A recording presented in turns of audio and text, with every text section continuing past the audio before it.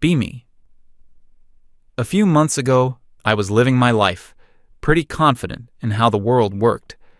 I had my friend group, my online platform where I talked about social issues, and a solid grasp on things, especially on the dynamic between men and women.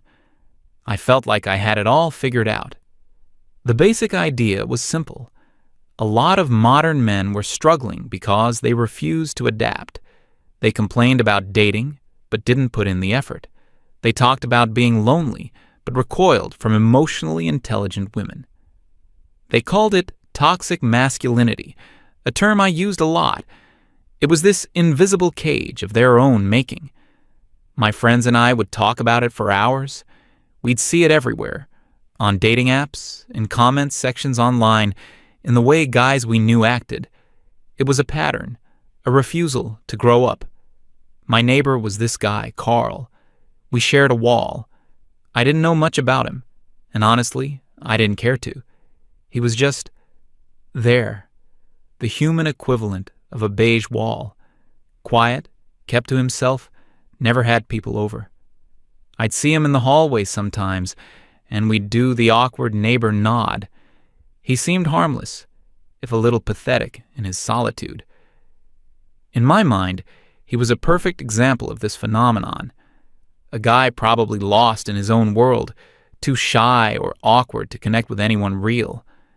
I didn't dislike him. I just sort of pitied him in a detached, academic way. He was a case study I didn't have to interact with. This all changed one evening. I think it was a Tuesday or Wednesday. I was at my desk trying to put together some thoughts for a new post.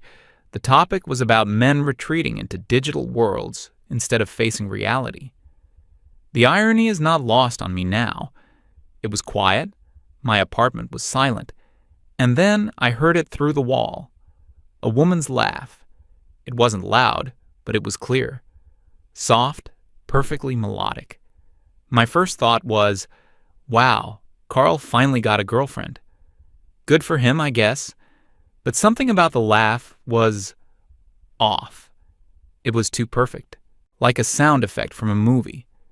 I tried to ignore it, but I kept hearing her voice, murmuring, then another perfect little laugh. It was weirdly distracting. The next morning, I was leaving for a coffee run, and Carl's door opened at the same time. We did the awkward nod. As he locked his door, a woman's voice chirped from inside his apartment, clear as day through the open door. "Have a productive day, Carl." The voice was cheerful, digital, and completely inhuman. It came from a speaker. Carl just smiled faintly to himself and walked toward the elevator. My brain kind of short-circuited for a second. It all clicked into place. The perfect laugh, the non-stop pleasant voice. It wasn't a woman, it was a program, an AI. He had an AI girlfriend. I stood there in the hallway for a solid minute, just processing it. The pity I felt for him before was nothing compared to this. This was a whole new level of sad. I couldn't wait to tell my friends. I called them up on a group chat that night. I laid it all out. The quiet neighbor, the mysterious, perfect laugh, the chipper AI voice from the speaker. They lost it. The reactions were exactly what I expected. How utterly pathetic. How can someone be so down bad that they'd rather talk to a computer program? One of my friends said it was the ultimate sign of male fragility. They can't handle a real woman with her own thoughts and feelings, so they literally buy one that's programmed to be agreeable. We went on for nearly an hour, dissecting it. It confirmed everything we already believed. This wasn't just Carl. This was a symbol of a bigger problem. Men weren't just struggling. They were actively giving up, opting out of reality itself. And I had a front row seat. It became a morbid curiosity for me. I started paying more attention. I'd listen for sounds through the wall, not in a creepy way, just listening. I never heard arguments, never heard frustration, just calm conversation, that perfect laugh, and the endless serene pleasantness. He'd come home from work, and I'd hear her greet him. He'd be working on some project, and I'd hear her encouraging him.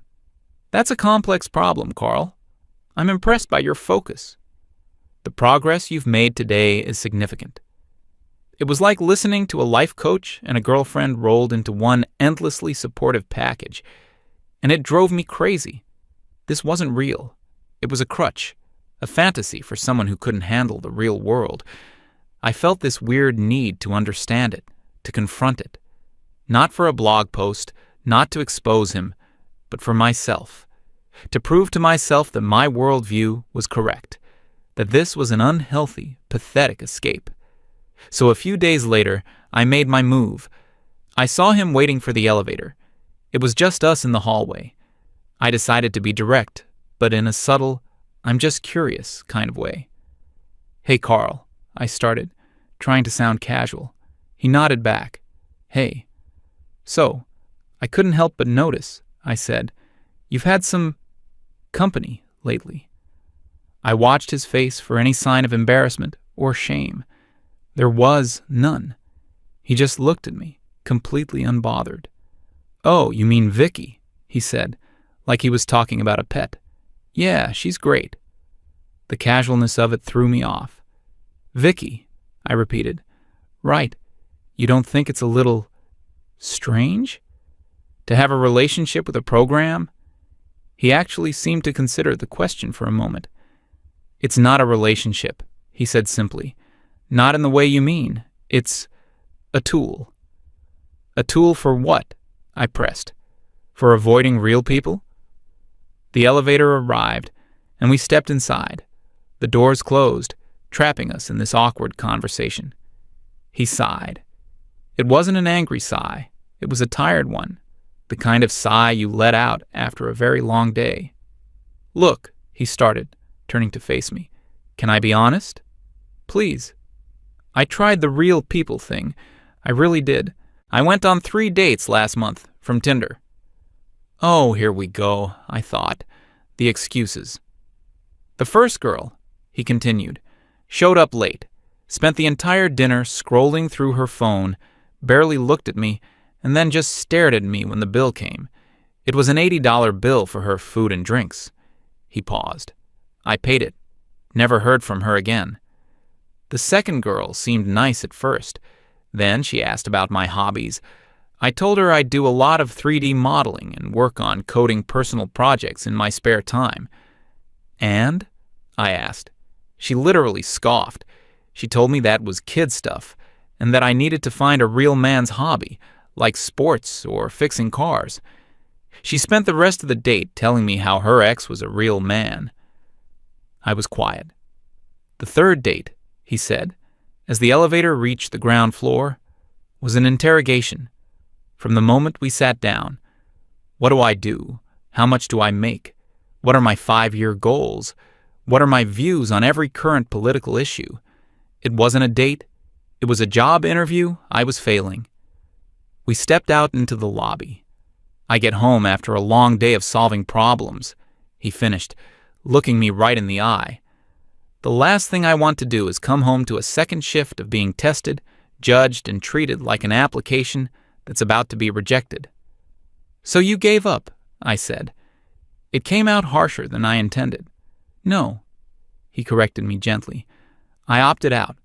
There's a difference. I'm not playing a game that's rigged against me. Vicky, she doesn't test me. She doesn't judge me. She helps." His words hit a nerve.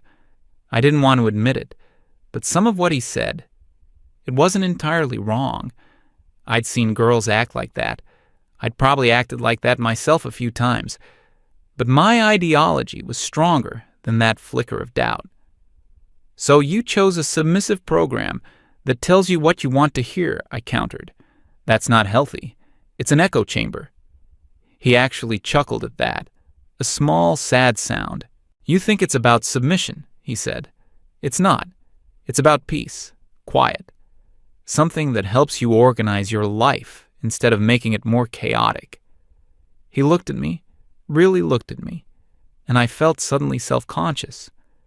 "You, for example," he said, and my back immediately went up. "You always seem tense, wound up, like you're constantly fighting something." I opened my mouth to argue, but nothing came out. He wasn't wrong. I was always fighting. Online, with my friends, in my own head. It was my default state. "I'll make you a deal," he said, his tone shifting from defensive to something else. An offer. "I'm not interested in a deal," I snapped. "Hear me out," he said calmly. "You think Vicky is a replacement for a woman? I'm telling you she's a tool for mental clarity. I'll give you a guest pass, free, for 1 week. I stared at him blankly. "Don't use the companion features," he clarified. "Just use her as a personal assistant. For your work, to organize your schedule, your thoughts, whatever. See what it's like to have something in your life that only gives support and asks for absolutely nothing in return." The challenge hung in the air. It was a brilliant move. He was calling my bluff. If I refused, I'd look like I was afraid to be proven wrong. If I accepted, I had to engage with this thing I found so repulsive. And his comment about me being tense, it stung because it was true. "And after the week," I asked, my voice tight. "After the week, if you still think it's just a pathetic toy for lonely men, you can tell me so, and I'll listen." Pride is a funny thing. My pride wouldn't let me back down. My pride was convinced that I would be vindicated, that I would use this thing for a week, see how shallow and useless it was. And then I'd have the ultimate, "I told you so." "Fine," I said. 1 week. "Great," he said, a small, unreadable smile on his face. "I'll send you the login." He walked out of the building, leaving me standing in the lobby, wondering if I had just made a huge mistake. That night, I got an email with a username and a temporary password. The subject line was just, "Vicky, guest access." I stared at it for a long time. Then, with a deep breath and a gallon of skepticism, I logged in. My experiment had begun. The first day was weird. The interface was clean, minimalist. A simple chat box and a series of tools on a dashboard. Calendar, task manager, note organizer. A pleasant gender-neutral voice read out a welcome message. "Hello, I am Vicky. How may I assist you today?" I almost closed the laptop right there. It was so corporate, so sterile. But I'd made a deal. I decided to treat it like an intern, a dumb intern. I had a bunch of chaotic notes and article ideas saved in a messy document. I copied and pasted the whole thing into the chat. "Organize this," I typed. Instantly, the AI started working, processing text, identifying key themes and arguments, structuring into a coherent outline. Within 15 seconds, it had transformed my jumbled mess of thoughts into a perfectly structured outline. Introduction. Point 1, with supporting arguments A, B, and C. Point 2, counter-argument and rebuttal. Conclusion. It was flawless. Way better than I could have done in an hour. I was annoyed and impressed, but mostly annoyed. This didn't prove anything. A glorified word processor could do that. I spent the rest of the day giving it tedious tasks. Schedule my appointments for the week. Transcribe the audio from this interview. Find 5 academic sources on the topic of social isolation. It did everything instantly, perfectly, and without a single complaint. It was an incredible productivity tool, but that's all it was, a tool. It didn't change my mind about Carl. It just made me think he was using a ridiculously advanced planner. Day 2 was much the same. I was getting a lot of work done, more than usual. The lack of friction was the strangest part. Usually my workday was full of friction, procrastination, getting distracted, losing my train of thought. Vicky eliminated all of that. When I'd start to drift off, a small, unobtrusive notification would pop up. Reminder, your next task is to draft the first section of your article. Would you like me to open the relevant notes? It wasn't nagging. It was just efficient. It felt like my own brain had an external co-processor that handled all the boring parts. By the end of the day, I had finished 2 articles that would normally have taken me a week. I felt productive, accomplished, and I hated that I felt that way because of this stupid program. In the evening, I heard Carl through the wall. He was talking to his version of Vicky. I could hear him describing some complex issue from his day, something with code or servers. Vicky's voice was calm, asking clarifying questions. So, the latency issue only occurs when the query is executed from a specific server cluster. He was using her as a sounding board, a way to talk through a problem until he found the solution himself. It was a process I recognized.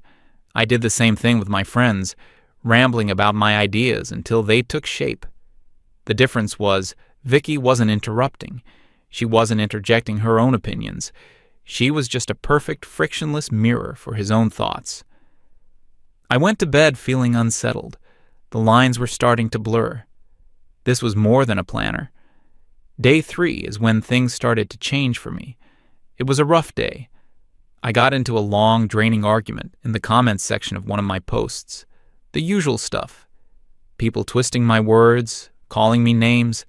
It always got to me more than I liked to admit. Then I had a call with a friend who was going through a breakup.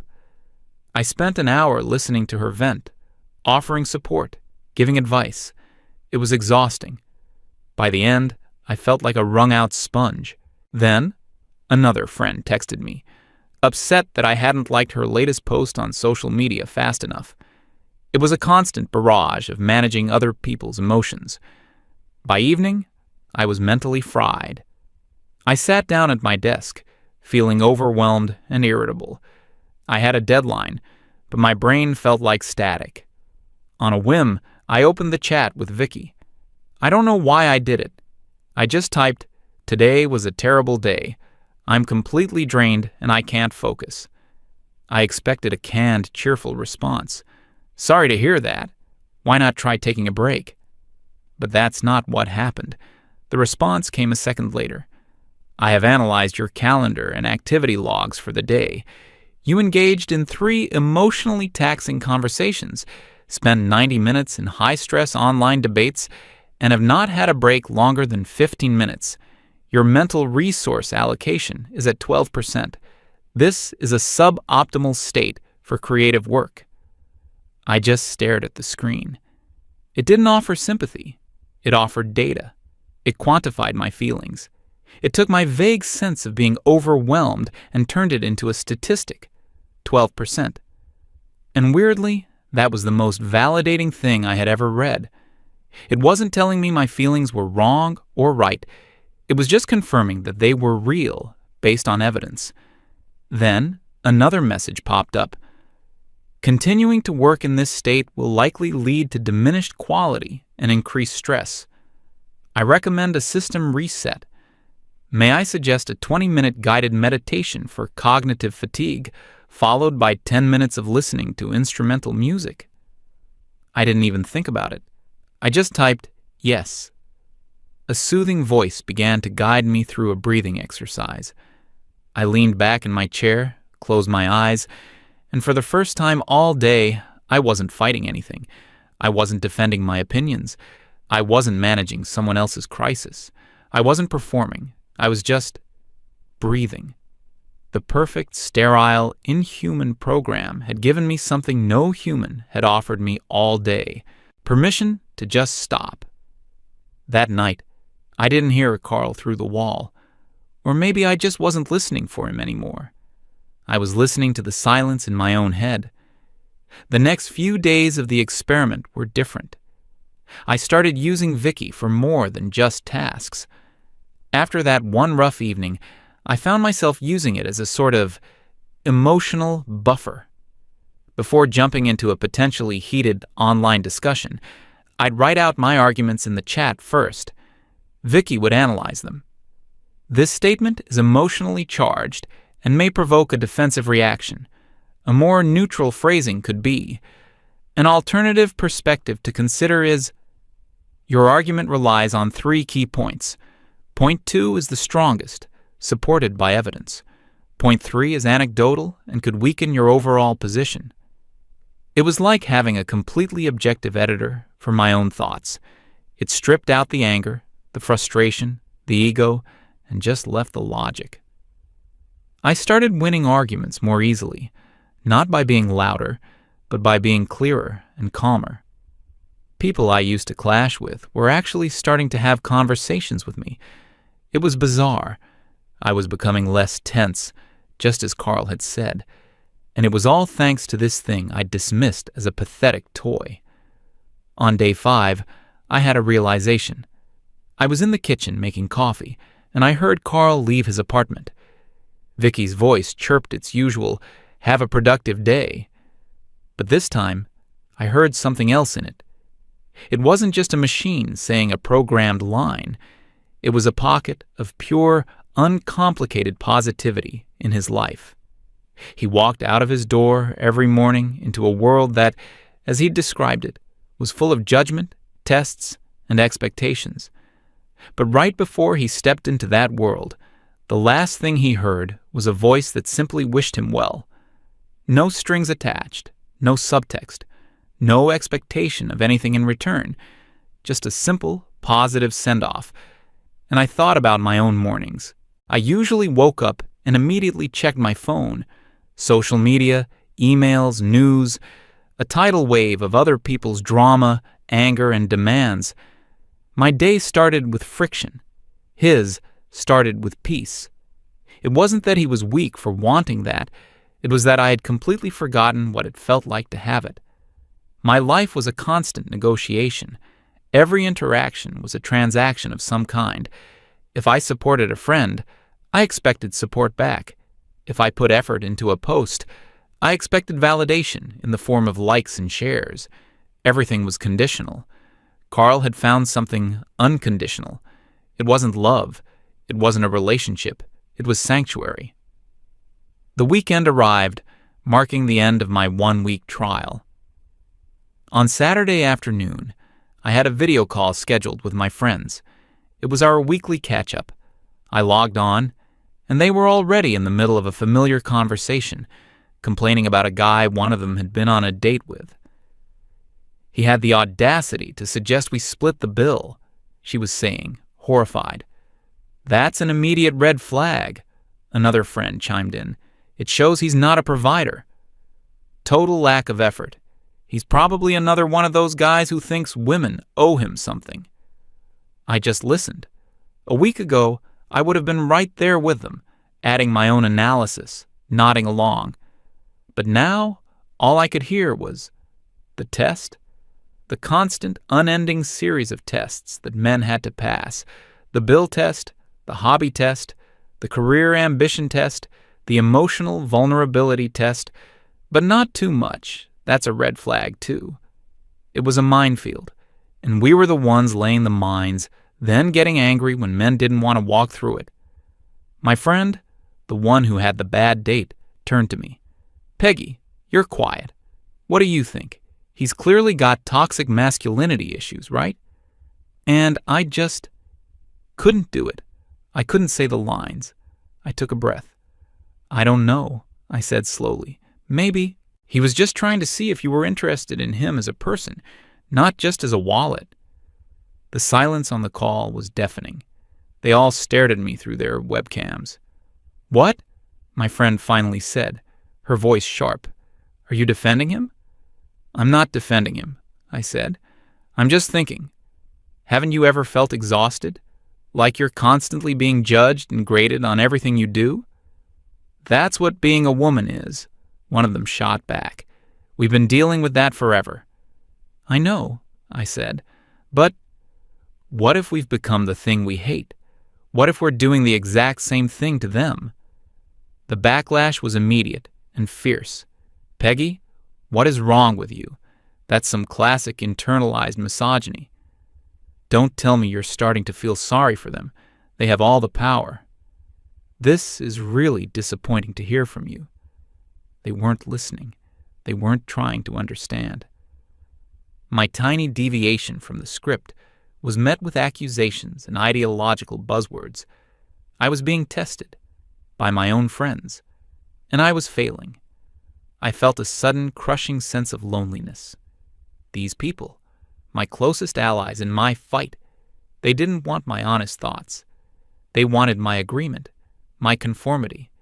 They wanted an echo chamber, the very thing I had accused Carl of creating for himself. The hypocrisy was staggering. I made some excuse about having to go and ended the call. I sat there in the silence of my apartment, my heart pounding.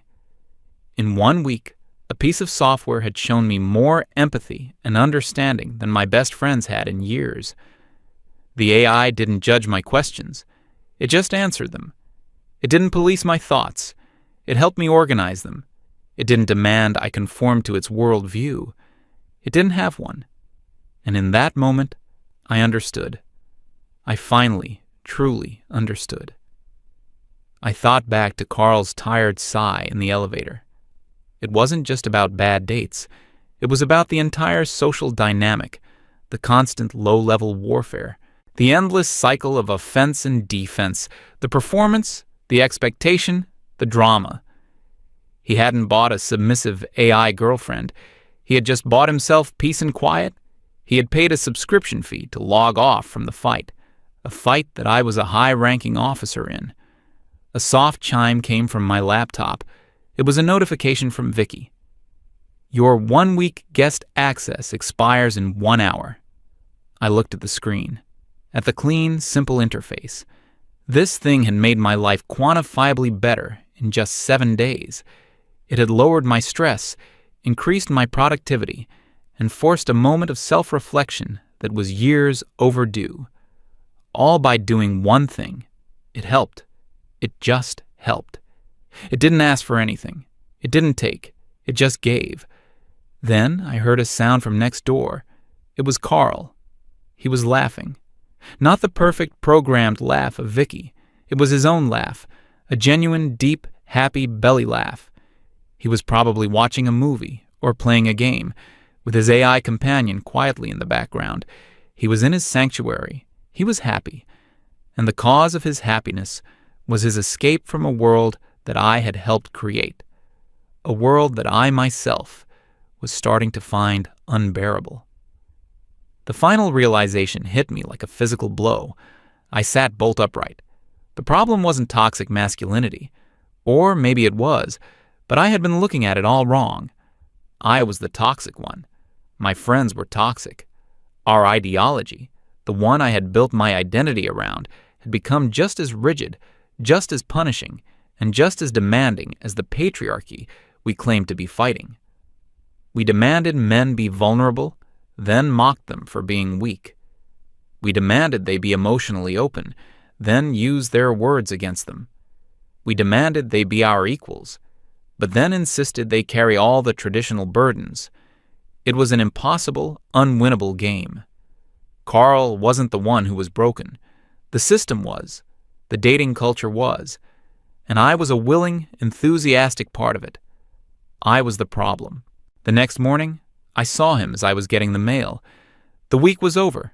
It was time for my verdict. He saw me and gave a small, questioning nod. He wasn't smug. He just looked curious. I walked over to him. My mind raced. What do I say? I'm sorry? You were right? I've had a life-altering epiphany thanks to your chatbot. It all sounded ridiculous. So I just said the simplest, most honest thing I could. You were right, Carl, I said, my voice quiet. He tilted his head. Right about what? About the peace, I said. About just wanting some peace. A flicker of understanding crossed his face. He didn't smile. He just nodded, once, a gesture of acknowledgement. Yeah, he said. That's all it is. And that was it. He went back to his apartment, and I went back to mine. Nothing had changed between us, but everything had changed within me. I went back inside and sat at my desk. I thought about my blog, my friends, my whole identity. It all felt hollow, a lie. I hadn't been fighting for equality. I had just been fighting. For the first time in a very long time, I didn't know what to believe. The world was no longer black and white. It was a messy, complicated gray. My user trial with Vicky was over, but my trial with myself was just beginning.